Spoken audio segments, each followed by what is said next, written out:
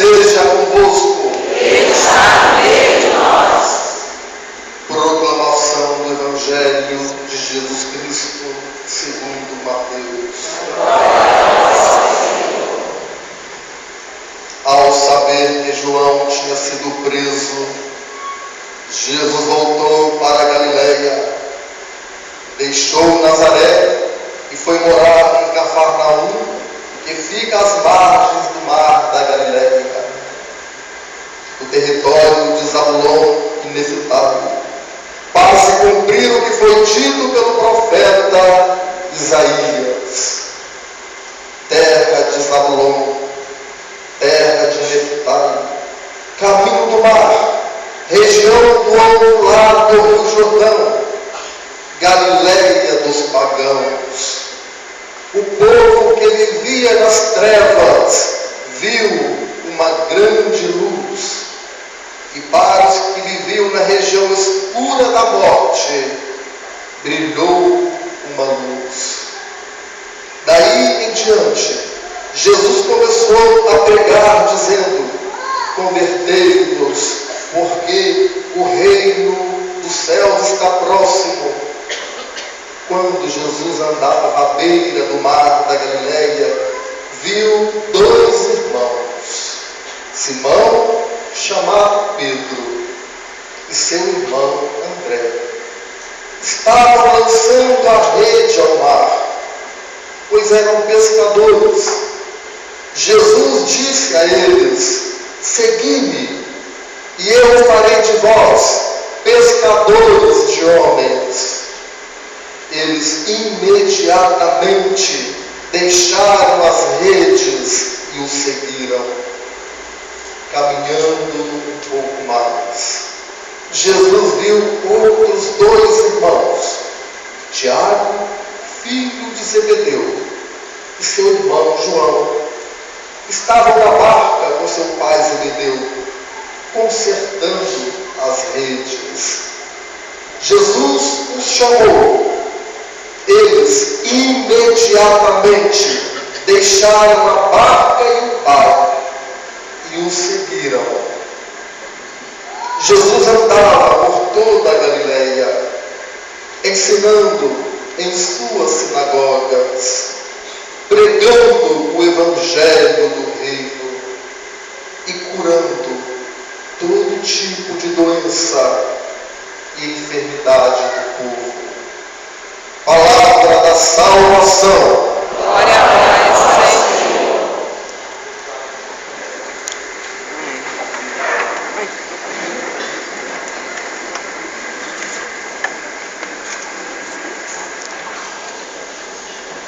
Lá em Raposo, ninguém leva roupa não, porque ele embaixo, ele caiu de praia, ele leva sucesso, é um luxo.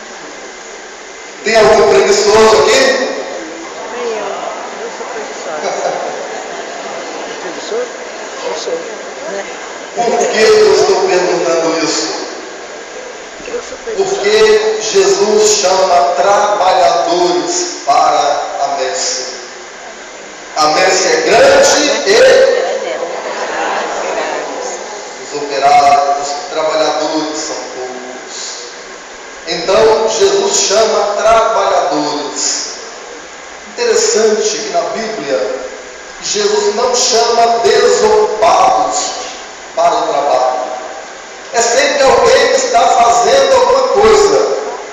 O Evangelho de hoje mesmo chamou a atenção quando eu estava refletindo sobre o Evangelho, meditando esse Evangelho. Jesus chamou 4 para segui-lo. E todos os 4 estavam trabalhando. Pedro e seu irmão estavam trabalhando. O que é que eles estavam fazendo? Estavam pescando, estavam lançando as redes ao mar. E depois ele chama mais 2.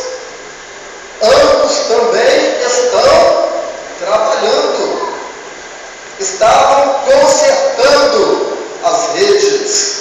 Eles imediatamente deixam tudo e seguem Jesus. Então, essa disponibilidade do trabalhador para servir ao reino de Deus. Então, Jesus chama, ele não chama desocupados, chama trabalhadores. Na igreja também é assim. Às vezes, quando o pároco vai chamar alguém para fazer algum trabalho, geralmente nós chamamos pessoas que já têm muita ocupação. A gente não olha, fulano de tal é desocupado, ele tem muito tempo, tem uma vida mansa, vou chamar. Não, chama aqueles que já têm muita coisa, que trabalham, que têm já bastante serviço, porque são esses que têm coragem de trabalhar. Então, a messe é grande, os trabalhadores são poucos, e Deus então chama trabalhadores, nunca preguiçosos. O preguiçoso, ele causa um mal terrível, primeiro para si mesmo, porque ele não produz, ele não colabora, então ele perde a possibilidade de crescer como pessoa, como ser humano. E o preguiçoso também não colabora para o crescimento da própria família. Às vezes, uma família, quando tem um preguiçoso, ele é como um parasita, ele suga os outros membros da família. Numa empresa, quando tem um grupo de trabalhadores, se tem um preguiçoso no meio deles, também vai sempre estar querendo levar vantagem sobre os demais. Então o preguiçoso ele não colabora para o crescimento nem pessoal, nem da família, nem da sociedade, e muito menos do reino de Deus. Então, Deus é o grande trabalhador. Deus trabalha. O próprio Jesus dizia: o meu Pai trabalha e eu também trabalho sempre. Então Deus é o grande trabalhador. Por quê? Deus criou o céu, criou a terra, criou tudo o que existe. E no sétimo dia descansou. Então, não é só o trabalho que é importante, não. O descanso também é importante. A ociosidade também ela é importante como um descanso do trabalho. Então, vocês estão aqui em Guarapari, passando férias, vocês estão gozando de um merecido descanso. É importante o descanso.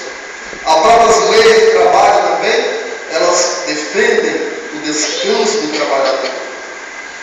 Não pode ser sugada toda a força da pessoa. Ela tem o direito de descansar. Então Deus é o grande trabalhador. Jesus também é um trabalhador. Jesus, seu ministério público durou aproximadamente 3 anos. E os outros 30 anos? Será que ficou à toa? Com certeza não. Por quê? Jesus, ele foi criado com José. E qual era a profissão de José? Carpinteiro. Está vendo? Deus chamou José também um trabalhador, um carpinteiro. Então Jesus foi educado num lar de um trabalhador. Sem dúvida deu muitos exemplos para Jesus de trabalho, de dedicação, de honestidade. E também foi uma trabalhadora. Maria também era uma trabalhadora. Assim que ela recebeu o anúncio do anjo, ela subiu apressadamente a uma região montanhosa da Judéia para servir a sua prima Isabel. E ela foi cuidar de Isabel. Então Maria também é essa mulher, a mulher de fé e a mulher também trabalhadora, a mulher servidora. Então, queridos irmãos e irmãs, hoje nós queremos pedir a Deus que nos livre da preguiça, porque a preguiça está dentro de cada um de nós. Eu não vou dizer que eu sou um grande trabalhador. A preguiça está dentro de nós. Todos nós temos um pouco de preguiça, um pouco do preguiça. preguiçoso dentro de cada um de nós. Agora nós não podemos deixar abertura para o preguiçoso. Não podemos dar brechas para o preguiçoso, porque senão ele se instala dentro da gente e vira uma estrutura dentro da gente. E a gente então começa a colocar dificuldade em tudo, para não trabalhar, para não servir. Então, você, meu irmão, minha irmã, você que está aqui hoje, não dê abertura para o preguiçoso ou a preguiçosa que muitas vezes está dentro de cada um de nós. Peçamos a Deus que nos dê a graça de servir com prontidão, assim como Jesus serviu, como Maria serviu, como José serviu, como os apóstolos hoje que ouvimos no Evangelho, também imediatamente deixaram tudo para seguir Jesus. Então, na nossa história de vida, nós tivemos contato com homens e mulheres trabalhadores. Olhe para a sua história de vida. Desde quando você nasceu e tende por gente, quantas pessoas, servidoras, trabalhadoras, passaram pela sua vida? Quantos exemplos de pessoas que você colheu na sua vida? Pessoas dedicadas, pessoas disponíveis, trabalhadoras. Hoje, então, nesta Eucaristia, queremos pedir ao Senhor que nos livre da tentação, da preguiça. E que o Senhor nos conceda a graça de sermos trabalhadores da vinha, trabalhadores do reino de Deus. Assim seja. Amém. Fiquemos em pé.